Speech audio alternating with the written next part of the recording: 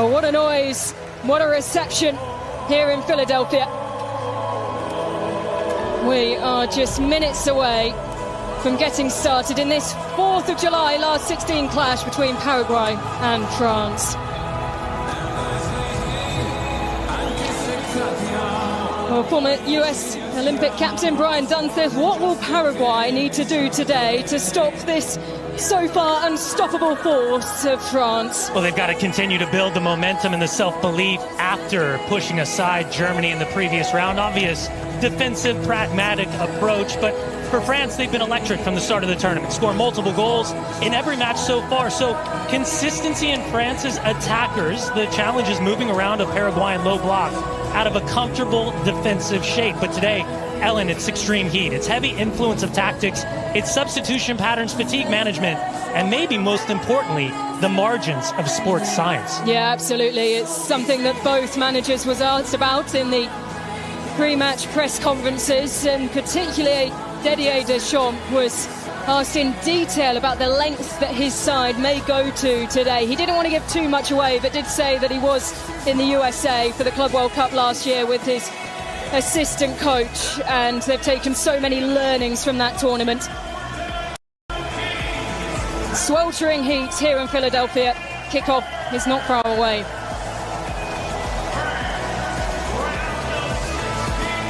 Well, here's a look at the refereeing team for this game.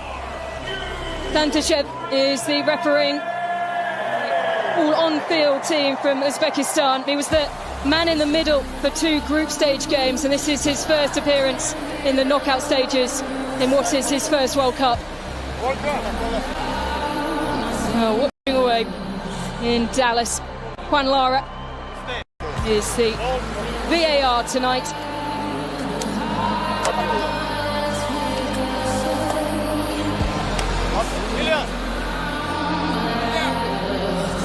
Well, here's a look at the team, starting with Paraguay. Orlando Hill and his backline matched France for clean sheets this tournament, and a huge boost for Paraguay. Aldolete starts despite being a pre-match. Well, what a noise, what a reception here in Philadelphia. We are just minutes away from getting started in this 4th of July last 16 clash between Paraguay and France. Well, former US Olympic captain Brian Dunseth, what will Paraguay need to do today to stop this so far unstoppable? The backline is unchanged, but in front of them, Manu Kone comes in for Chouameni, who has picked up a thigh injury. France boasts a terrifying and unchanged front line, who are eyeing up records left, right and centre. Michael Elise has 5 assists so far this tournament. One more would equal Pelé's record in a single tournament. Mpbaape is second in the race for the Golden Boot, just 1 goal behind Messi.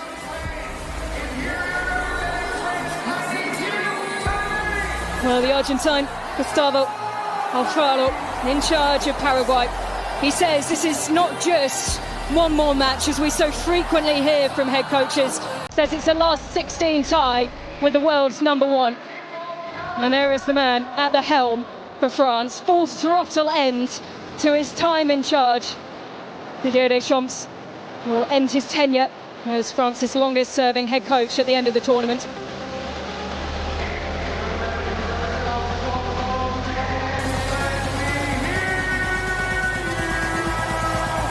Not an empty seat in the house in Philadelphia. What a sight this is. Oh, what a noise, what a reception here in Philadelphia. We are just minutes away from getting started in this 4th of July last 16 clash between Paraguay and France. World Cup match, and it's Paraguay and France who clash for a place in the quarterfinals and a tie with Morocco. Mr. Villemans' feet. Mpbaape. And again, though, He'll be so happy with this France. Ball over the top. It's a little bit too far ahead of Barcola, who raises one hand in thanks to his teammates. Well, the challenge of playing flat 3 in the back is... Dina. And straight into the palms of Orlando Hill. Well, again, we've seen balance, we've seen flexibility, and we put the ball as quickly as possible in the attacking phase of play to minimize the distance between themselves and the opponent's goals. Early yellow card going the way of Bradley Barcola. Cáceres comes together, and Barcola, he's not trying to get a piece of him, but he does swing through, and the bar's been set early from the referee in terms of challenges. Steps up, has a look for goal himself. Orlando Hill said, rooted to the spot. Mpbaape, high-looking ball looking to the back post where Mpbaape was waiting, and that will be that for the first period of the game. 20. Paraguay have had a handful of runs forward, breaking out of their own half, but unable to create anything really of use. And as much as France have had the possession, it was just before that hydration break that we saw our first shot of the game. So here, the chance may open up, it pings off the boots of Upamecano and then sent out wide. There's Diego Gomez. Almiron goes down, nothing given. Now play will be stopped. Tees something up there. The header almost there from Kylian Mpbaape was in a perfect position. Just couldn't quite connect. And it looked like it might have been Velasquez who comes through, check from the back shoulder, and oh, it's Rabiot goes from distance and fires into the crowd. This tournament, no one behind has hit the back of the net, although Rabiot did provide an assist against Senegal. Well, there's nothing more frustrating as a centre-back when a small floating ball from Diego Gomez and into the arms of Mpbaape. Tries to wrestle his way free, looks away the referee, and well, there's a handful of pushes there, and quick to react was the referee, but now he's in the middle of a large scuffle here, and even the goalkeeper has come over just to diffuse things, and that is somewhat helped from Orlando Hill, who was quick off his line to just calm things down. And it is Elise. Floating ball and not cleared, now it is, headed over the top. The strike is bouncing and straight into the arms of Orlando Hill. Well, France is wasting no time whatsoever. The moment they are awarded a... Mbappe's gone down. Off the ball challenge, and well, very quickly over to plead France's case is Dembele. Well, it's Galarza as he comes across the Mpbaape. He's making this run. He's trying to get in front. It's a right arm that comes up. Take another look at the delivery.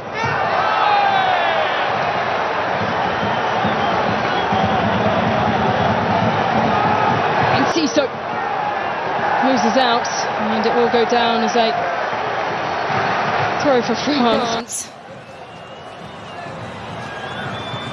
Will roll forward. It's a clever flick, but no one there to meet it, and that will be that for the first half. A first half controlled by France, but it will be Paraguay who will be the happier of the two sides as they break. He hasn't had the involvement, the French captain, that he would have wanted in the game. 38 places separate the two sides, but it is half-time here at Philadelphia. Paraguay 0, France 0.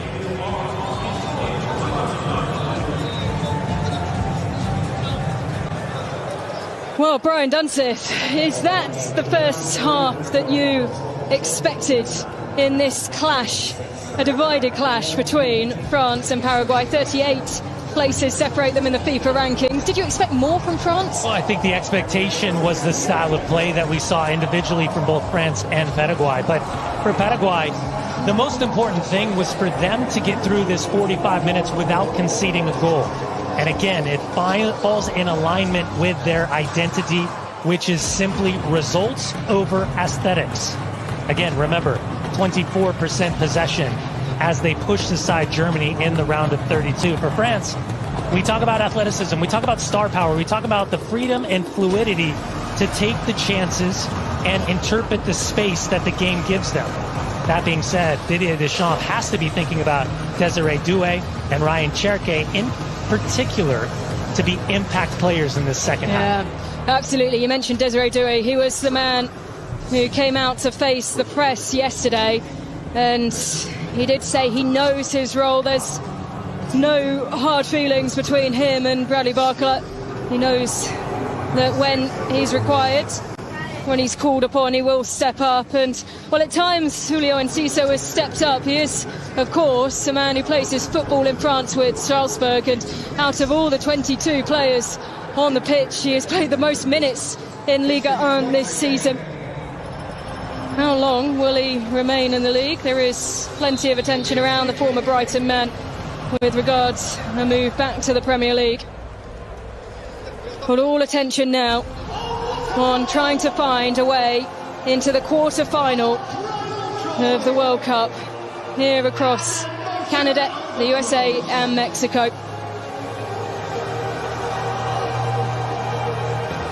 Nice cooling breeze just starting to ripple through the stadium, and that is most welcome. 37 degrees Celsius. It is the hottest ever World Cup match on record. And I think that's part of the challenge for both of these managers at this stage of the tournament and after the either early and deep or getting down to the inline for cutback balls. Well, a free kick has been given away, Paraguay, with Mpbaape down on the ground. A couple of good opportunities, and goes again. But fires into a crowd of French fans behind the goal.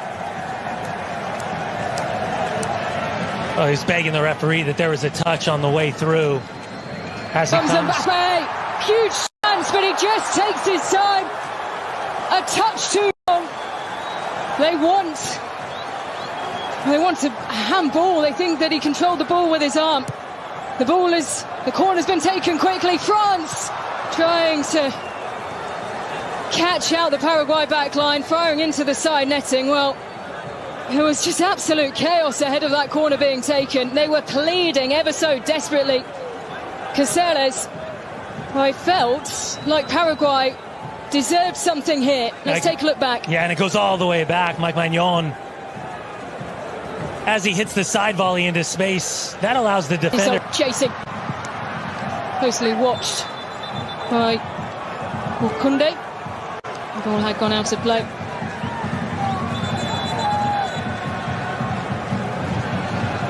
And, well, you can see the reason for the change is as Canale prepares to come on the pitch. It's get push at times.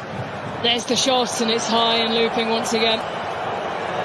And Barcola, who's quick to nestle his head into the chest of his teammates, knows he needs to do better. And will we see changes coming soon for, well, Paraguay potentially first, as he signals that it's time to come off, and that will be a huge hit.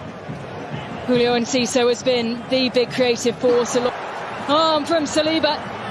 You see him take the ball up to the corner, and now, well, that's taken it out of Mpbaape. That sprint out of his own half and bearing down towards goal. It was a strong hand to the penalty check, and he is going over to the screen. Well, the appeals were so loud from France, the players, the bench and the fans. And have the appeals been heard down in Dallas?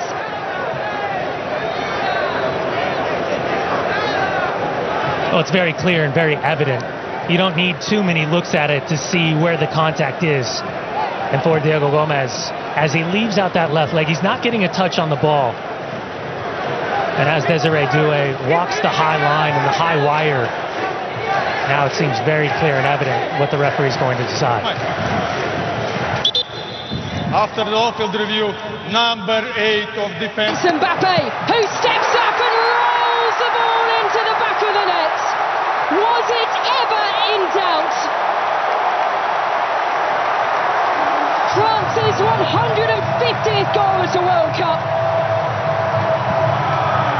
From the spot, from Kylian Mpbaape.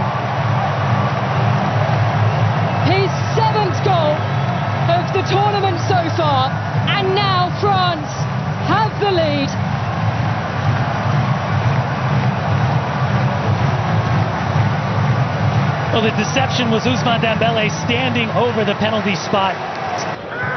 And to take his team to another World Cup final and another win. Yellow card showing the way of Manu Cornet coming into the starting lineup. Come through after that, caught the attention, and now Michael Olise with 5 assists this tournament, and a player who really has become irreplaceable. Well, the intensity has stepped up a level.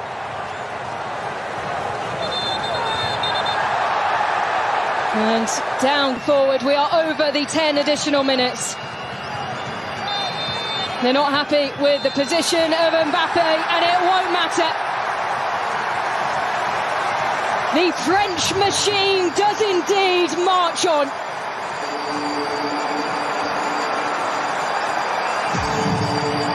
A 4th consecutive quarter-final appearance for France. They had to fight for it. A closer battle than they would have expected.